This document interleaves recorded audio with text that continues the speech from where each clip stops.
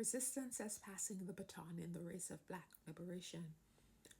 In track and field, the most important part of the relay is successfully passing the baton.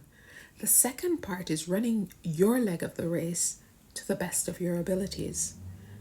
In the Condemning Black Mothers video, I shared the true story of the enslaved woman Margaret Garner, who hours after escaping to the free state of Ohio with her family, was pursued by federal marshals who came to re-enslave the family. Garner resisted by attempting to kill all 4 of her children, and she planned to kill herself. 3 of her children survived, but the 2-year-old died. In my divine imagination, this ancestor passed the baton of resistance to Toni Morrison. Toni Morrison was born February 18, 1931 in Lorain, Ohio. And at birth, her name was Chloe Anthony Wofford. Though Lorain was a semi-integrated area, there were still high levels of racial discrimination. For example, when Toni was 2 years old, the owner of the apartment the family lived in set it on fire because of the family's non-payment of rent. She converted to Catholicism at the age of 12 and was baptized under the name of Saint Anthony of Padua,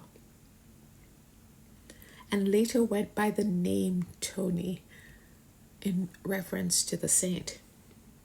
She was a brilliant student and attended the historically Black University of Howard and Cornell for her master's degree.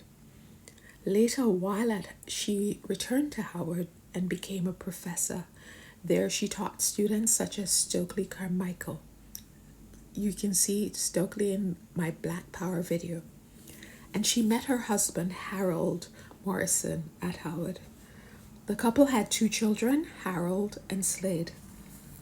Toni Morrison was a world-acclaimed literary genius who won countless awards, including the Nobel Prize for Literature. The baton change between Garner and Morrison occurred when Toni wrote the Pulitzer Prize-winning novel Beloved. Morrison drew all our attention to how the legacy of slavery continues to haunt us. Since the publishing of Beloved, the themes in the novels have resulted in many attempts to ban its use in schools and libraries.